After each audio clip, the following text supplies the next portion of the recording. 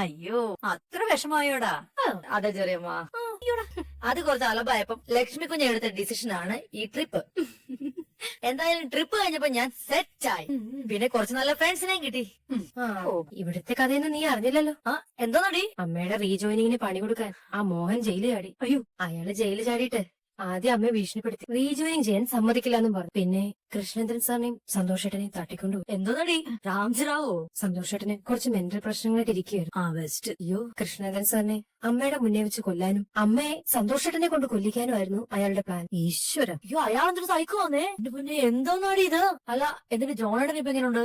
കുഴപ്പമില്ല, എങ്കിലും റെസ്റ്റിന്. ഈശ്വര, ഞാൻ നാട്ടിലില്ലാത്തതിന്റെ എല്ലാ പ്രശ്നങ്ങളും കാണും. ഉണ്ടായിരുന്നെങ്കിൽ നീ തന്നെ അയാളെ കഥ തീർത്താനല്ലേ? ഒന്ന് കൂടി. ഇനി പ്രശ്നങ്ങൾ നിങ്ങളുടെ കയ്യിൽ നിൽക്കുന്നില്ലെങ്കിൽ എന്നെ ഒന്ന് വിളിച്ചാ മോനെ. ശരി ശരി. ഓ, ഫ്ലൈറ്റ് ചാർട്ട് ചെയ്ത് ഞാൻ അങ്ങെത്തും. ഓ പിന്നെ അതുള്ളതാ കേട്ടോ. അടുത്ത മോൻ ജയിൽ ചാടുമ്പോ നിന്നെ ഞാൻ വിളിക്കാം. ഓക്കെ. ഇവിടെ കനി ഉള്ളതുകൊണ്ട് എനിക്ക് സമയം പോകുന്നുണ്ട്. ഈ പുളുക്കഥയും കേട്ടോണ്ടിരിക്കാലോ.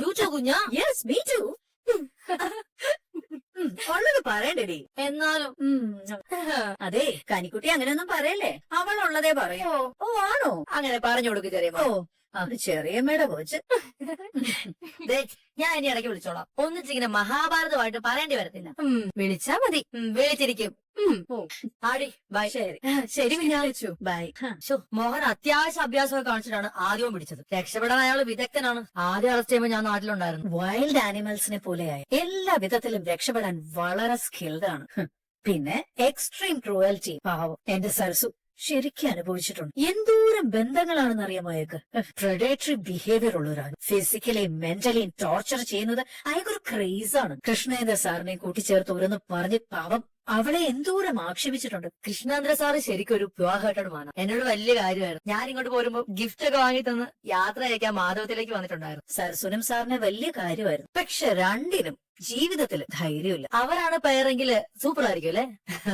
പക്ഷെ ആ മോഹൻ ഒരു നീരാളിയെ പോലെയാ. പൂണ്ടടക്കം പിടിച്ച് തീർത്തുകളെ. അവനീ ജയിലൊന്നും ഒരു പ്രശ്നമേ അല്ല. എന്നാൽ നമ്മുടെ ജോണേട്ടന്റെ ഫ്രണ്ടായ സന്തോഷേട്ടനെ കൊണ്ട് തന്നെ ഷൂട്ട് ചെയ്യിപ്പിച്ചല്ലോ. ദുഷ്ടൻ.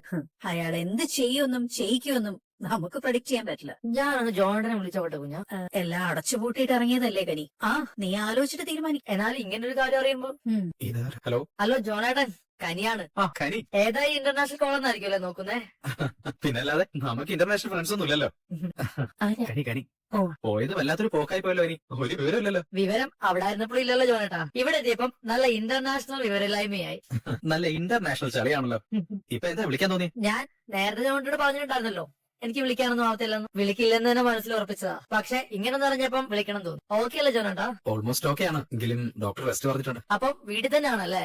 അങ്ങനെയും പറഞ്ഞുകൂടാ. അമ്മ അടുത്ത് നിപ്പുണ്ട്. പറഞ്ഞ അമ്മയുടെ ചീത്തയും കിട്ടും.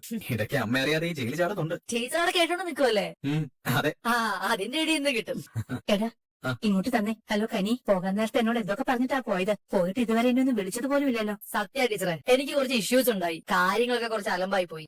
പിന്നെ എന്റെ ലക്ഷ്മി കുഞ്ഞ് ഇടപെട്ട ഞാൻ ഒരുവിധം ഓക്കെ ആയത്. കനിയെ എന്ത് ബാധിക്കാൻ? ഇങ്ങനെ എല്ലാരും കരുതുന്നത് തന്നെ ഒരു ഭാരമാണ് ടീച്ചർ. ചെറിയമ്മ അടുത്തുനിന്ന് മാറിയത് ഒന്ന് സെറ്റ് ആവാൻ നല്ല സമയം എടുത്തു. പാവം ലക്ഷ്മി കുഞ്ഞെ എന്റെ പാപ്പനും കൂടെ എന്നെ കൂടെ ശരിക്കും ബുദ്ധിമുട്ടി. പിന്നെ ഇവരെന്നെ ഒരു യൂറോപ്യൻ ട്രിപ്പിന് വിട്ടു.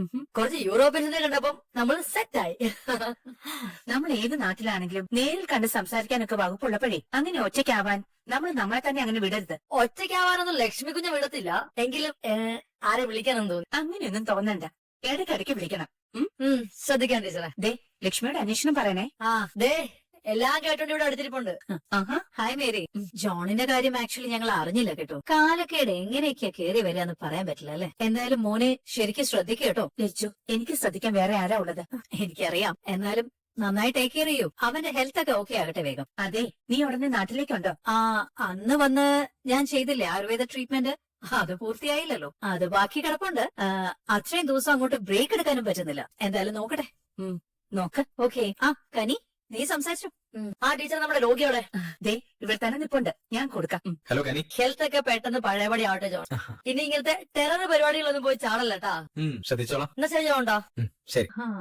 ദിവസങ്ങളും മാസങ്ങളും പോകുന്ന വേഗം കണ്ട പേടിയോ. അങ്ങനെ കണ്ണടച്ച് തുറക്കും പോലെ ഒരു വർഷം കൃഷ്ണ ഗുരുവായൂരപ്പ, കൃഷ്ണ ഗുരുവായൂരപ്പ കാത്തോളനെ. കുഞ്ഞി പൂർണ്ണമായും ടെസ്റ്റ് എഴുതുന്നതിനുള്ള തയ്യാറെടുപ്പിലാണ്. ഇത്തവണത്തെ ലിസ്റ്റിൽ എങ്ങനെയും കയറി കൂടിയേ പറ്റൂ എന്ന നിർബന്ധ ബുദ്ധിയിലാ അവള്. കണ്ണേറ്റിങ്കര സ്കൂളിൽ നിന്ന് സോമൻ സാറ് ട്രാൻസ്ഫർ ആയി പോയി. ഇത്തവണ എനിക്ക് പ്രൊമോഷൻ വന്നപ്പോ പഴയ പോലെ ഞാൻ ഡിക്ലൈൻ ചെയ്ത് ഏറ്റെടുത്തു. കണ്ണേറ്റിങ്കര ഹെഡ് മിസ്ട്രസ് ആയി പെൻഷൻ ആവുന്നതാ അതിന്റെ ഒരു ഭംഗിന്ന് ഉള്ളി തോന്നി. മോളെ ദാ ചായ. ഇന്നലെ നീ ശരിക്കും വൈകിയോടി. 12:30 കഴിഞ്ഞെന്ന്. ആരോഗ്യം ശ്രദ്ധിക്കണ്ടേ മോളെ? ടെസ്റ്റ് ചെയ്താൻ ആരോഗ്യം വേണ്ടേ? മോള് പകൽ നേരം കൂടുതൽ ഇരിക്കാൻ നോക്കണം. എനിക്ക് രാത്രി പഠിച്ചാൽ അമ്മ മനസ്സിലാവും. ശരി, എന്നാ പിന്നെ പകല് കുറച്ച് റെസ്റ്റ് എടുക്കാൻ നോക്ക് കേട്ടോ. കുഞ്ഞി വേഗം വാ.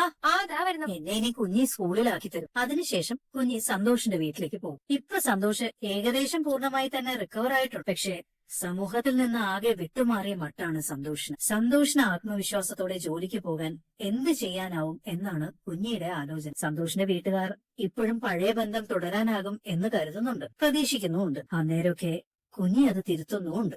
കഴിഞ്ഞ ഒരു വർഷത്തില് പലതും മാറി മറിഞ്ഞു. അതൊക്കെ വഴിയെ പറയാം കേട്ടോ. ഇതാ സന്തോഷേട്ടന് വേണ്ടി വാങ്ങിയതാ. സന്തോഷേട്ടൻ ഏറ്റവും ഹാപ്പി ആവുക പുസ്തകങ്ങൾ കിട്ടുമ്പോഴെന്നറിയാം. വായിക്കാത്തതാ, കുറച്ചായിട്ട് വായനയൊന്നും ഇല്ലല്ലോ. വാ, സന്തോഷേട്ടൻ കഴിച്ചോ? വീണ വന്നിട്ട് കഴിക്കാന്ന് വെച്ചു. ഞാൻ കഴിച്ചതാ. കുഴപ്പമില്ല, കമ്പനി തരാം. വാ. അച്ഛാ, വീണ. മോളെ. അച്ഛൻ ബ്രേക്ക്ഫാസ്റ്റ് കഴിച്ചു. കഴിച്ചു. മോള് കൊടുത്ത പുസ്തകമാണോ? അതെ. വയ്യാതായ ശേഷം സന്തോഷിന് പത്രം നോക്കല് കൂടിയില്ല. ഇത് വായിക്കാൻ തോന്നുന്നു അച്ഛൻ. മോള് ചെല്ല്. അമ്മ സന്തോഷേട്ടന്റെ ബ്രേക്ക്ഫാസ്റ്റ് റെഡിയാ. മോള് കഴിച്ചു? കഴിച്ചു.